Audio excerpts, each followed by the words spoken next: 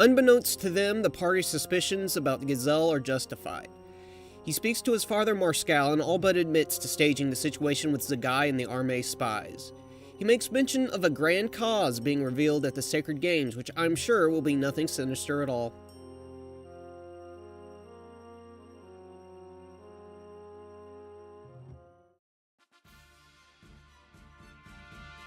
We skip forward a week to the opening ceremony of the Sacred Games.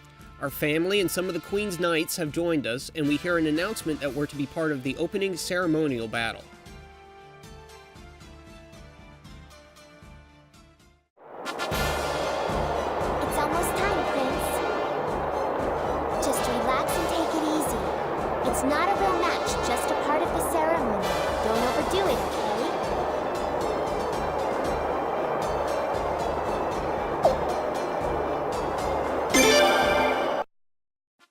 Now, we do get to actually play this upcoming fight, but it's not what you would expect. Instead of the turn-based RPG that makes up the bulk of the gameplay, Duels uses a separate combat system. Leon briefs us on that combat system. Before we head up to the arena, we speak to Don Knotts, who tells us he's the doctor for participants in the games.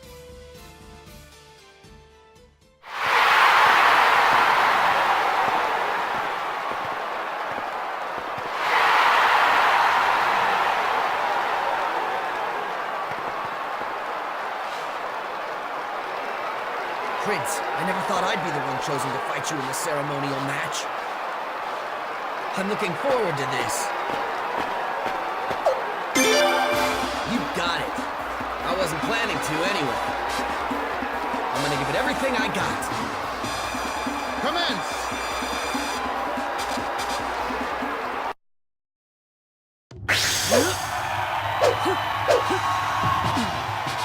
Good luck, Prince.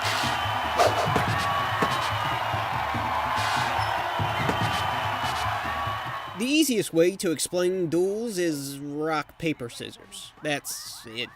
It's literally just rock, paper, scissors. Each round you get a choice between attack, guard, and special. Attack beats guard, guard beats special, special beats attack. Thankfully, it's not entirely random, however. Before you select an option, your opponent will say something, each one having multiple dialogue options for every option they can pick.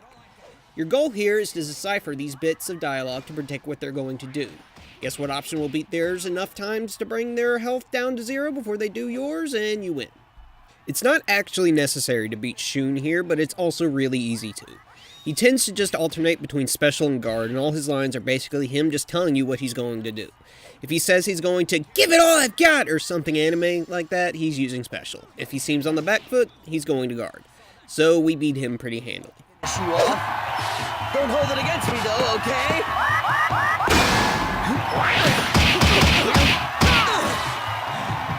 Here comes another one, and this time I'll do it right!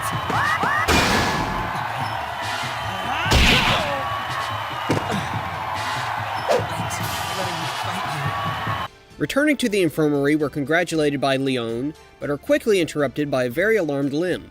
Apparently Miyake's told her that our match was actually part of the games and we were well on our way to winning her hand in marriage. Weird. Anyway, we tell her the truth, say goodbye to Don, and head up to our box seats with the rest of the royalty.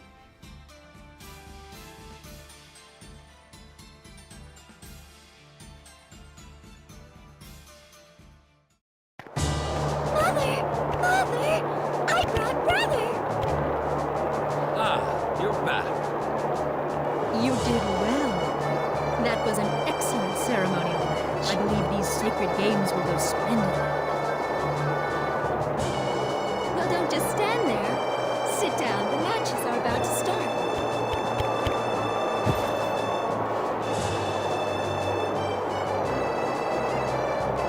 We talk to the gathering here a bit, which consists mostly of them congratulating us on our victory, but we also learn that Kyle and Zahak were left back in Solfalena to guard the Sun Palace.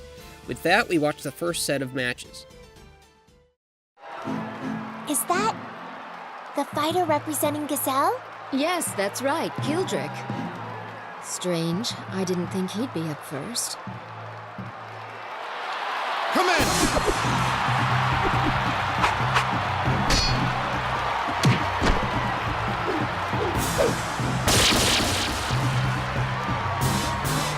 And the winner is Kilderick, representing Giselle Godwin.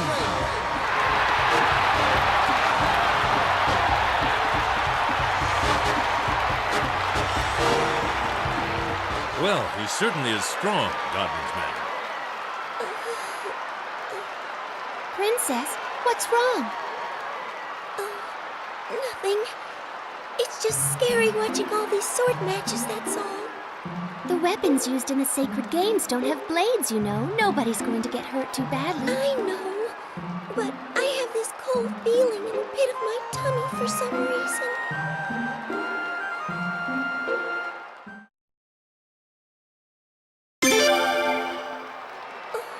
Yes, I think I'd better. You cannot leave now. Mother?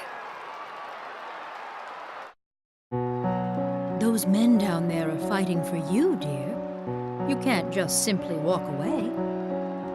But Mother, I never asked them to fight for me. Need I remind you, you're going to be queen someday? And you have certain responsibilities, whether you like them or not. For instance, if a war were to break out, over 100,000 soldiers would be called to fight and possibly die in your name. If you can't even watch the sacred games, how will you be able to handle something like that? Oh. I understand now, Mother. I'm sorry. I was wrong. That's all right, Lim. I knew you would understand.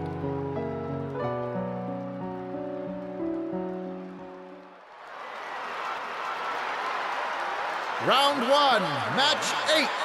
Entering the arena, representing Lord De Beers, the Gladiator, Jake. His opponent, the Konokan swordsman, Belkut. Oh no! This looks like a match between a boy and a man! Is the little guy gonna be alright? What if that hammer hits him? He'll be fine. I'm more worried about Jink. Well, so you can tell too, Leon? What? What are you talking about? Is that Bell, whatever his name is he some kind of famous swordsman? No, he isn't. We've never heard of him before today, but just the same. A Queen's Knight can always assess the skills of an opponent, even if he's never seen him before. Just watch. This match ought to be a good one. Commence!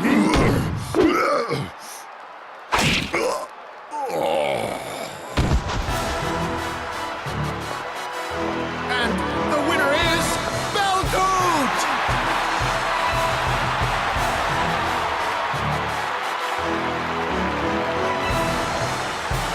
Wow! That was incredible!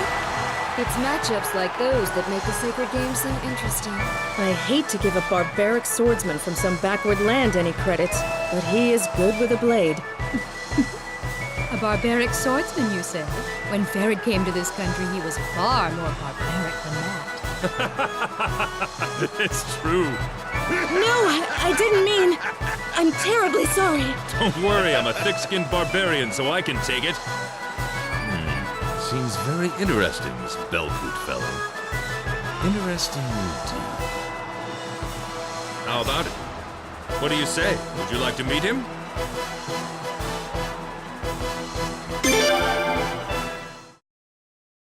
Really?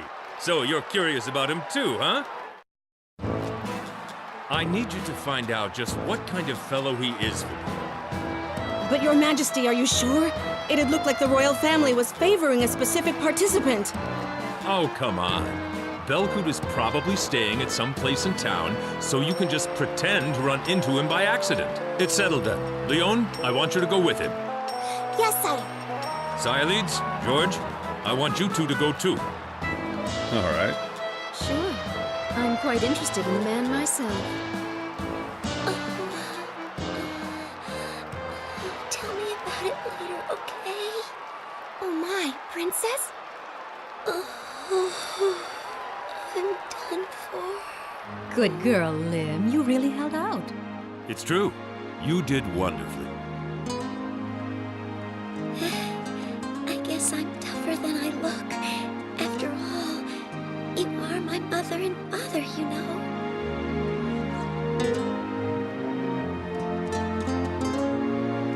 This concludes our games for today. Tomorrow we start with round 1, match 9. The standout participant on the first day was a foreign man named Belcoot. Our father realizes how much of a hunk Belcoot is and asks us to go check him out. Sure thing, Dad. We hear a commotion in this hallway that apparently has a lot of commotions and find a man being arrested. The guards mention that he's a Sacred Games competitor who was caught cheating. Don Knotts, who for some reason wants to be called Murad, introduces himself properly to us and says the competitor was caught slipping an anesthetic to his opponent. He says the doctor's jobs here aren't just to treat participants, but to keep an eye out for any poisoning that might take place. Before we leave the arena, we check in on the infirmary one more time. We meet a sinister man who is scolding a cute anime boy. And by scolding, I mean telling him to kill himself. Cute anime boy isn't very fazed by this seemingly, and lets it slip that the sinister man is called Mueller. He isn't nice, so we leave.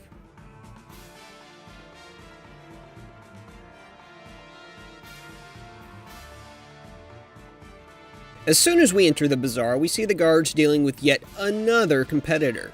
Well, would-be competitor in this case. Little do they know they are currently bullying Best Girl, but for now we know her as Nikea, a martial artist who, in her words, just really wants to show off her special moves. Unfortunately, the Sacred Games are held to specifically choose a husband for the queen, and since you can't get more queens without a male husband, women are not allowed to enter.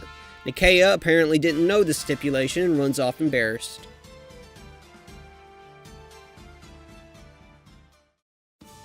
We take a bit of a detour to the city gates, where we see the guards refusing entry to a dwarf. And by dwarf, I mean a fantasy dwarf. You know, beards, axes, fortresses, all that jazz. This is our first introduction to non-human races, and yes, they do indeed exist in Suikoden. They aren't very welcome in Stormfist, however. The party explains that though Felena's laws apply to all races equally, the Godwins have a strong distaste for non-humans and will look past any misdeed done to them in their domain.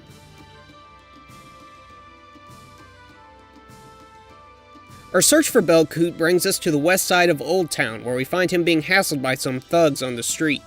5 men have him surrounded, threatening him in an attempt to make him drop out of the games. Their reason is good old-fashioned nationalism, as they don't want to see a foreigner win the games 2 times in a row. Belcoot attempts to reason with them, but, well, you see what's going on here. George warns us that getting involved could have consequences later on, but we're the hero, so we step in. The thugs figure that we're imposters, because there's no way a real member of royalty would stick up for a foreigner. Despite our dad being a foreigner, you know, they aren't that smart, so we get into a battle with them. This fight with street thugs goes just about the same as our other fights with street thugs. We don't have Kyle's magic to one-shot them all, but we do have George, and that beautiful man is all we need. I'd like to reiterate that this is why I'm not going too in-depth on our characters in the battle system, since the game part of this game hasn't fully started yet. When we do get there, I'll try to have all these fancy graphics and shit for every character that joins us, but for now you just need to know the power of the man with no I or E.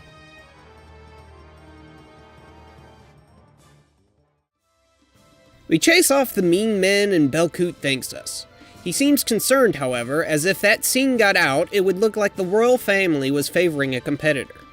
Belcoot reveals himself to be a very polite, level-headed guy, as he immediately says farewell to avoid such a thing, and tells us that he'll thank us properly after the games.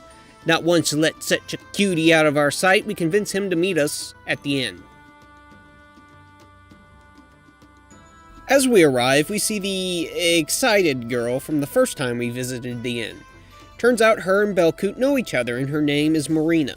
Marina seems very concerned about Belcoot's well-being, and offers to feed us for saving him. The couple that runs the inn are pleased to make our accommodations, and chide Marina a bit for being so eager to cook for Belcoot. She leaves to cook, and we find out Belcoot is kind of oblivious, but Silas knows the deal. He knows what's going on. We speak with Belcoot about the incident and why he's determined to win the Sacred Games. He reveals that he is not actually a foreigner at all, but a former gladiator who escaped to a neighboring country and has now come back. He wants to win the games, marry the queen, and hopefully convince her to abolish such slavery for good.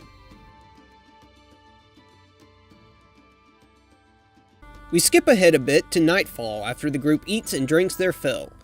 Belcoot is a lightweight and passed out, and Marina is quick to take care of him because she has a crush. Ooh. She might be out of luck though, as just as the innkeeper tells us, if Belcoot wins the games, he'll be taken.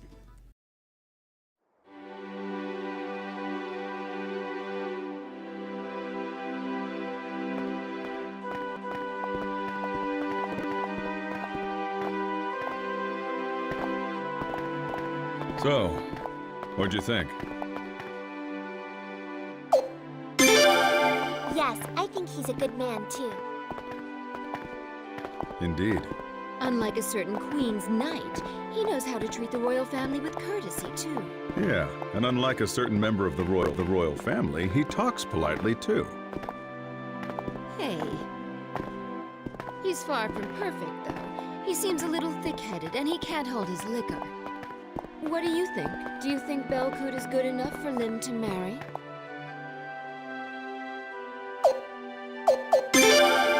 Belcoot is old enough to be the princess's father, isn't he? That's not so unusual. A 10 or 20-year age difference isn't at all that rare in royal or noble marriages. Well, we don't have to talk about this right now. The first round isn't even over yet. True, but I'm still worried about a few things. If Belcoot wins, I wonder what Marina will do. Huh? Marina? What do you mean?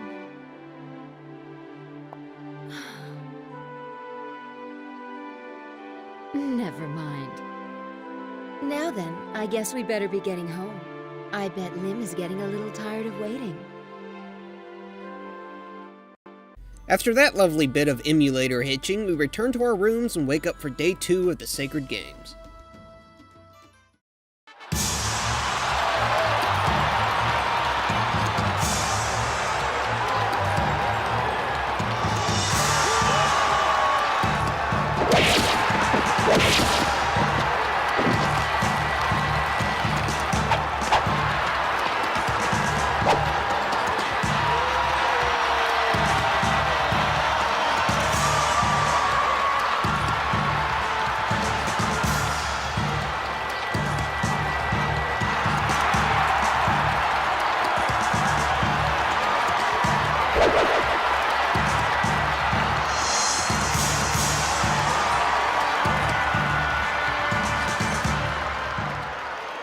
Match 2 of the semifinals. The winner is Belcoot!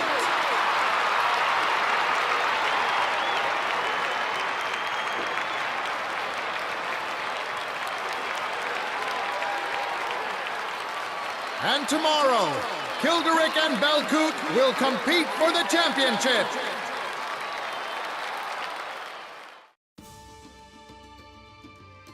Further impressed with Belcoot's showing on day 2 and in the interest of protecting him from any other dullards on the street, the group decides to pay him a visit to celebrate his win. When we arrive at the inn, Belcoot is there, but someone else is not. Marina is missing, and as Belcoot and the inn owners explain, she has in fact been kidnapped. They received a note saying that Belcoot is to come to a hut in the western woods if he wants her back. Thankfully, because of her engagement to Gazelle, side leads think she knows what hut the letter talked about and a secret trail that leads to it. Belcoot initially plans on going alone, but we're able to convince him that we have a better chance of getting Marina out alive if we go too.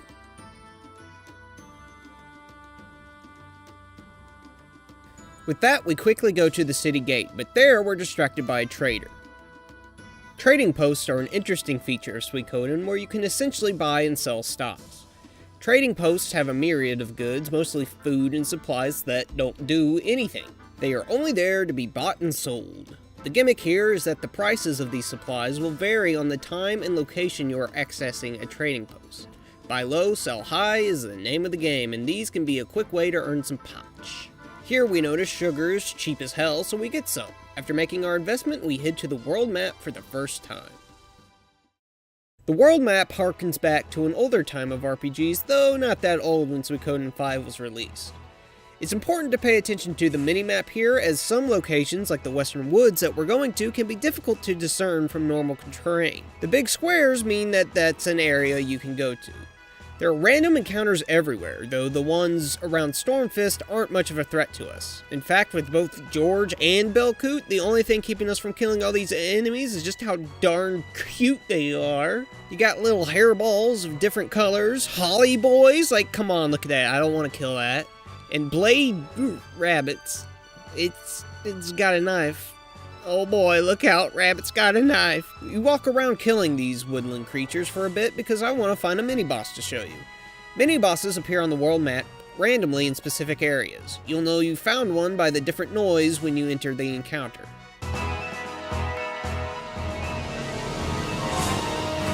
Mini-bosses aren't all that hard, but are often worth tracking down for their loot. We find a holly elf accompanied by 3 holly boys. The boys are easy. The elf is easy too, but she does cast a spell that has a chance to put your whole party to sleep. If this hits both George and Belcoot, I suppose you could get into a bit of trouble here, but she's really nothing to worry about. For killing her in cold blood, we get a feathered hat, a nice helmet, and some... We put on the feathered hat, and then go to the woods. As soon as we arrive, Sileats points out the hidden animal trail she would travel in her youth, mentioning she used to be something of a tomboy. The trail has a few enemies on it, but again, nothing we can't handle. Belcoot is pretty much as strong and sexy as George, and is really overkill at this point. It's a very short trip, with only one fork in the road leading to a chest containing... Nope! Too soon, we get nothing, fuck you. It's just a quick jog till we reach the hut the kidnappers are holding Marina in.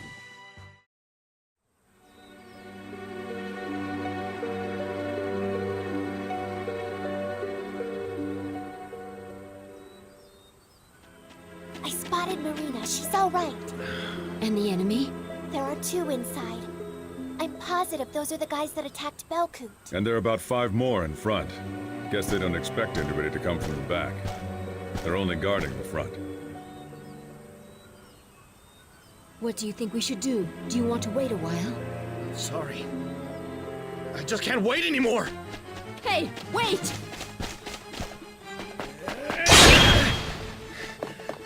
Huh? What the hell are you doing here?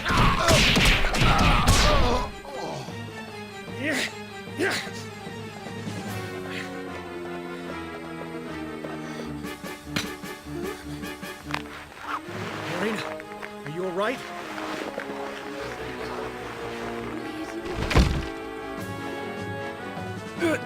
What's going on? What's wrong? What happened? You! How did you... It looks like you've been very naughty. We've freed the hostage. If you don't want to get hurt, you better give up now. Damn it! Not you stupid imposters again! Don't you have anything better to do? How many times do you have to get in our way before you're satisfied?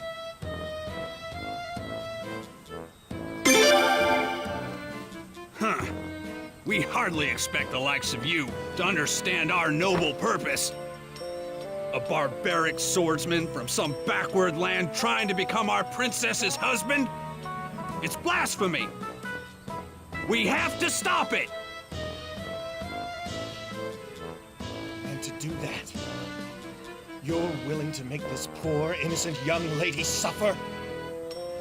You got it! A lot you know! That girl is a citizen of Felena. It is her duty to go along with the plan, so just back off! They're never going to listen. Definitely not. No matter how you try to justify it, it doesn't change the fact that you failed. So just give up now while you can. Never! You leave us no choice. Even if we die trying, Belcoot, we're gonna bring you down with us. We can't let you fight in the championship tomorrow. Fine, come on then. You'll pay for touching Marina.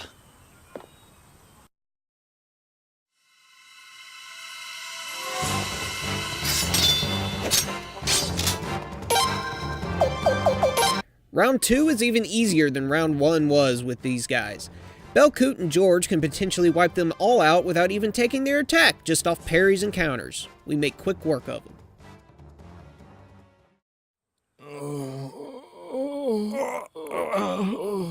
Oh, man. I just can't believe these guys. And the worst part is, they thought they were doing it for the nation and the royal family. And getting that poor girl mixed up in it, too.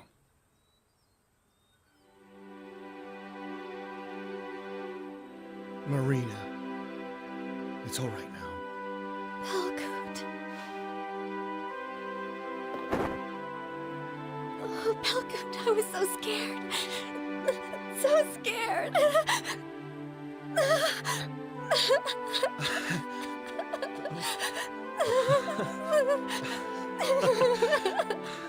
Marina.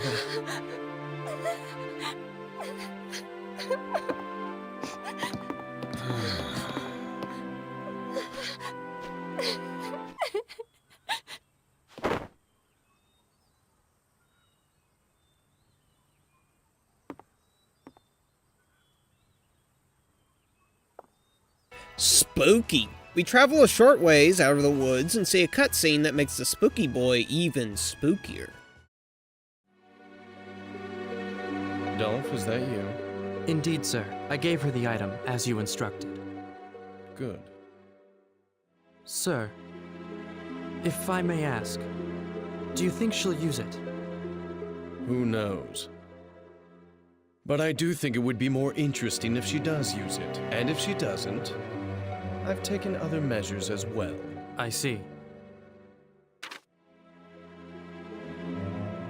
Teleporting boy and Gazelle scheming aside, we arrive back at the inn where Marina rests after her ordeal. The party decides to spend the night at the inn just in case anything else untoward happens to the people here. Unable to sleep, we take a midnight stroll where we find Marina doing the same. She briefly mentions Belcoot potentially earning the princess's hand in marriage tomorrow before we turn in.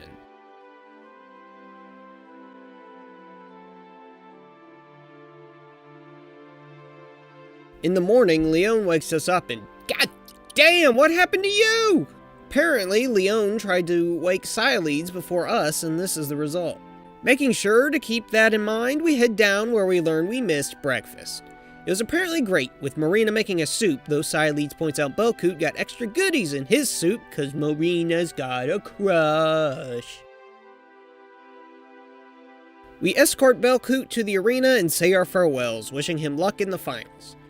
We make our way to our seats and get ready to see who will be our sister's future husband. Ladies and gentlemen, it's now time for the championship match.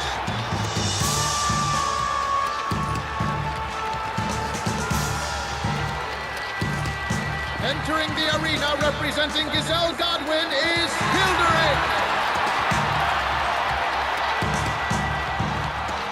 And his opponent, the Konami swordsman, Belcoot. Something's wrong. What's the matter with him? Maybe he doesn't feel well. He seemed fine a little while ago. He's made it to the arena, so he must be well enough to fight. Let's see what happens. Commence! Damn! He can barely defend himself. He's nothing like he was yesterday. What's the meaning of this?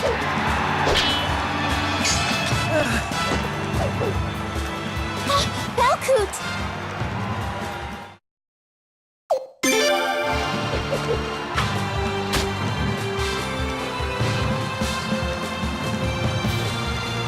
That's enough! Stop the match! And the winner is Hilderic!